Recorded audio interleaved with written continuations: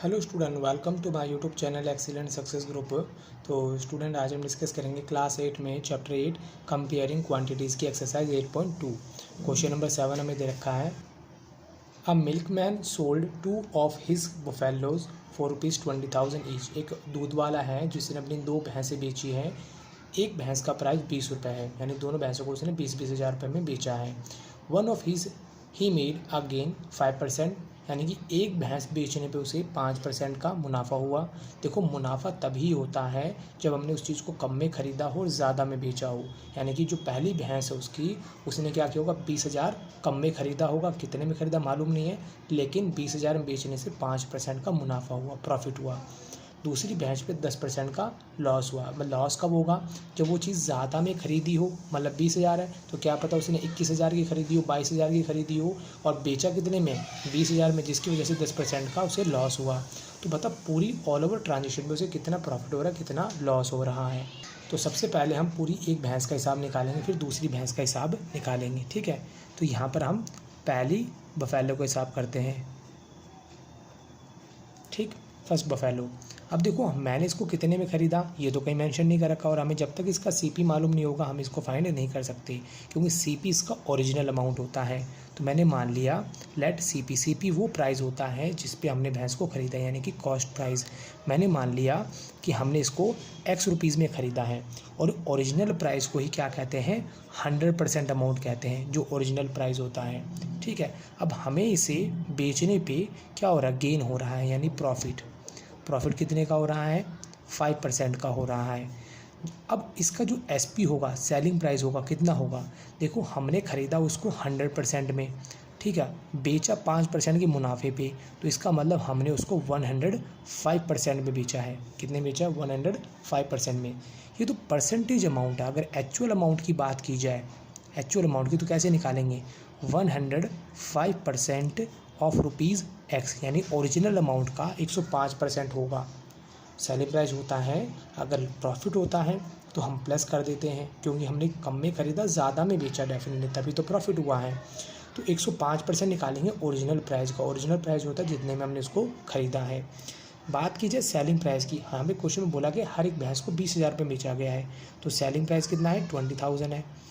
Percentage हटेगा तो नीचे आएगा 100, इनटू में आएगा x, जो इसका ओरिजिनल अमाउंट है। क्लियर।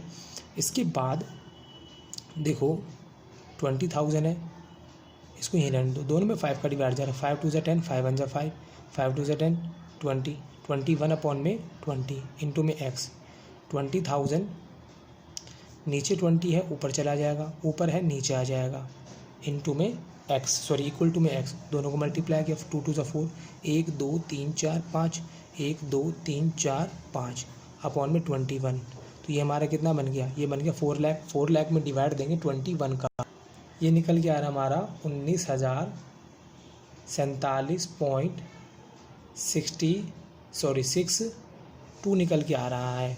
ठीक है, अब चाहो तो आप इसको डेसिमल में रख लो, ठीक है, चाहो तो बिना डेसिमल के भी इसको कर सकते हो। कैसे, जैसे कि पॉइंट के बाद ये मेरा जो नंबर है 0.50 से ज़्यादा है, तो इसे 1 मानकर आगे वाले में ऐड भी कर सकते हैं। ठीक है, अगर हमें आंसर अप्रॉक्सली निकालना हो, अगर आंसर में एग्जैक्टली चाहिए तो इसको इतना ही रहने दो, यानी कि इसका जो सीपी प्राइस है, हमने इसको कितने में ख़रीदा, 19,047 रुपये 62 पैसे में इसको हमने ख़रीदा है।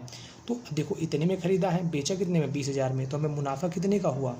प्रॉफिट जो होता है वो हमेशा सेलिंग प्राइस में से कॉस्ट प्राइस को माइनस करने पे आता है।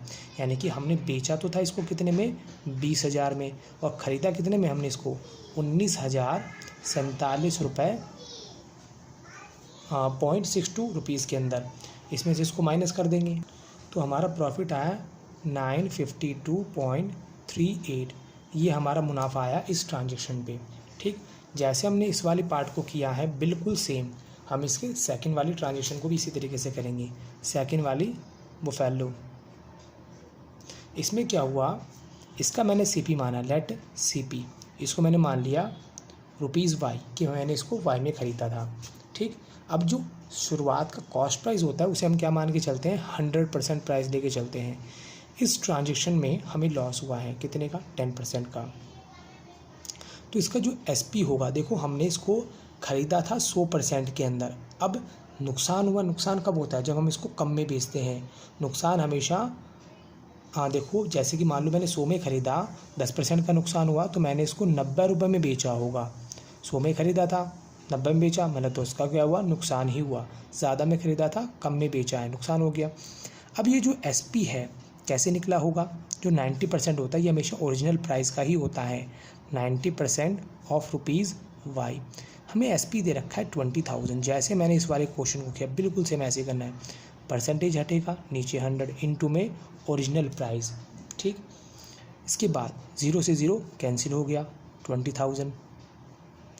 नीचे है ऊपर चला जाएगा, ऊपर है नीचे आ जाएगा Y। दोनों को मल्टीप्लाई किया, कितना आया? 2 लाख अपॉन में 9। अब 2 लाख में डिवाइड देंगे 9 का, ये निकल के आया हमारा 22,222.22 रुपीज़। ये हमारा इसका कॉस्ट प्राइस निकल के आया, जितने में हमने इसको ख़रीदा था। अब हमारा नेट लॉस कितने का हुआ? देखो, ख़रीदा था 22,222 रुपये 22 पैसे में, और बेचा कितने में? 20,000 में।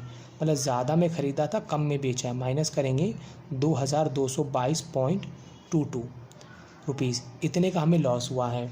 लॉस देखो इस बार ज़्यादा हुआ है, 2,222, और प्रॉफिट कितने का? 952 का। तो इस पूरी ट्रांजेक्शन में हमें ज़्यादा लॉस हो रहा है, तो क्या लिखेंगे? Net loss.